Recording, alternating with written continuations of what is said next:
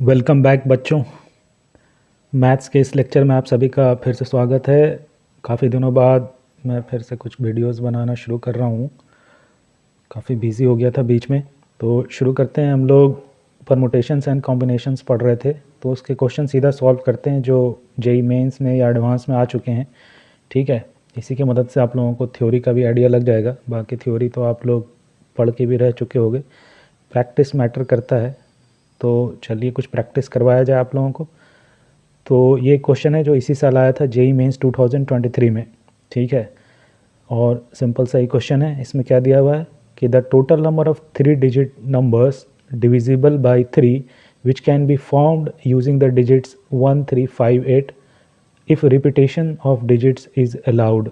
ठीक है, यानी आपके पास 4 नंबर दिया हुआ है 1 3 5 और 8। इससे आपको क्या फॉर्म करना है, 3 डिजिट नंबर। ठीक है, और इस तरह से 3 डिजिट नंबर बनाना है कि ये नंबर जो है वो डिविजिबल बाय क्या होना चाहिए, 3।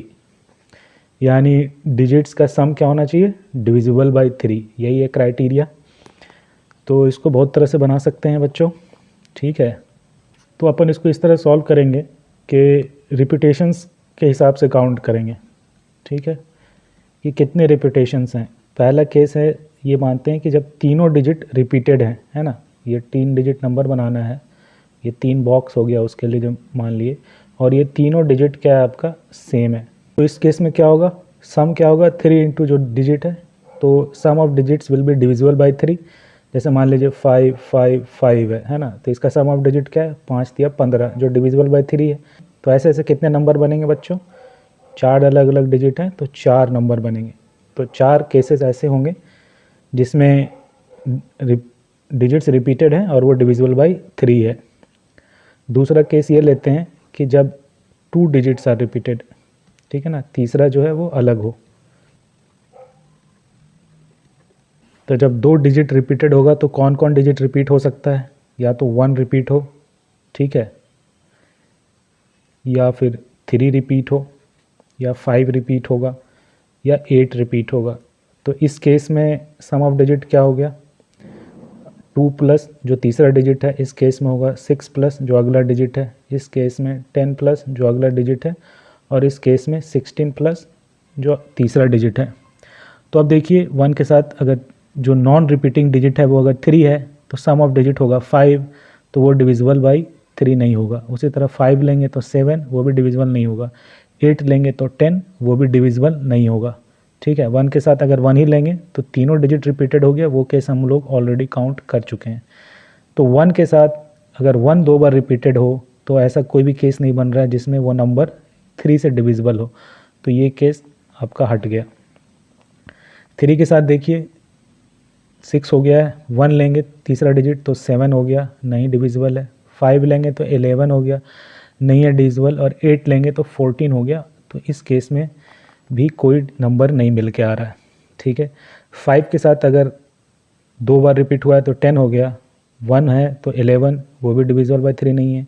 3 है तो 13, वो भी डिविजिबल नहीं है। फिर 5 के साथ अगर 8 लेंगे तो 18 हो रहा है, उस केस में ये नंबर जो है वो डिविजिबल होगा। तो ऐसे कितने केस बनेंगे कि 2 नंबर 5 है और 1 नंबर 8 है। ठीक है, तो ऐसे डिजिट्स बनेंगे 3 फैक्टोरियल अपॉन 2 फैक्टोरियल।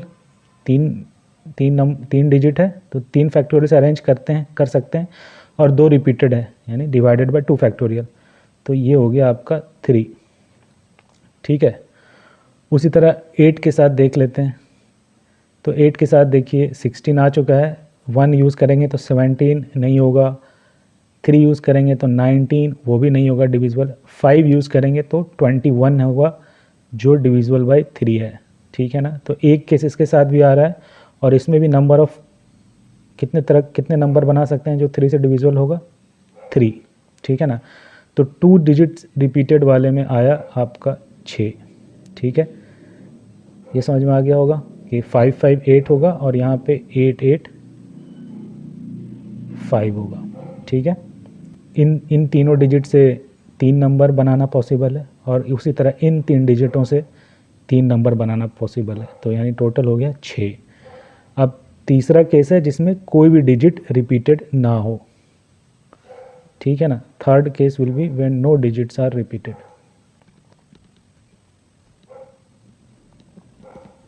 ठीक है, अपने पास डिजिट क्या थे 1 3 5 8। ठीक है, तो देखिए क्या क्या पॉसिबली हो सकता है कॉम्बिनेशन का। इसमें कॉम्बिनेशंस आप बना लीजिए, क्योंकि आपको 3 डिजिट नंबर बनाना है, यानी 4C3 कॉम्बिनेशन ऑफ डिजिट्स होंगे, है ना, जो आप सेलेक्ट करोगे। इन 4 डिजिट में से 3 डिजिट सेलेक्ट करना है 3 डिजिट नंबर बनाने के लिए। तो इसके कितने तरीके हो गए 4, तो चारों अपन लिख लेते हैं। एक तो हो गया 1 3 5, दूसरा हो गया 1 3 8, तीसरा हो गया 3 5 8, और एक कौन सा छूट रहा है 1 5 8। ठीक है, तो ये 4 तरीके से हम लोग डिजिट सेलेक्ट कर सकते हैं। ठीक है ना। अब इसका देखिए सम क्या हो रहा है 9, ये डिविजिबल बाय 3 होगा। तो इससे कितने नंबर बनेंगे 3 डिजिट नंबर, 3 फैक्टोरियल, ये होगा 3 1 4 और 8 12। ठीक है, तो इससे भी डिविजिबल बाय 3 होगा, तो इसका भी 3 फैक्टोरियल, 5 3 8 और 8 16, ये डिविजिबल बाय 3 नहीं है। 5 1 6 और 8 14, ये भी डिविजिबल बाय 3 नहीं है। यानी इससे कितना तरीका आया 3 + 6 + 6 12। ठीक है, यानी 12 नंबर ऐसे मिलेंगे जिसमें कोई भी डिजिट रिपीटेड ना हो। और इधर आया था 12 6 18 और 4 22, है ना। यानी टोटल नंबर कितने पॉसिबल हैं 22। तो बी होगा आंसर। तो बी हो जाएगा आपका आंसर। तो सिंपल सा क्वेश्चन था बच्चों, बस पेशेंटली आपको काउंट करना रहता है। ठीक है, आज के लिए इतना ही। Thank you.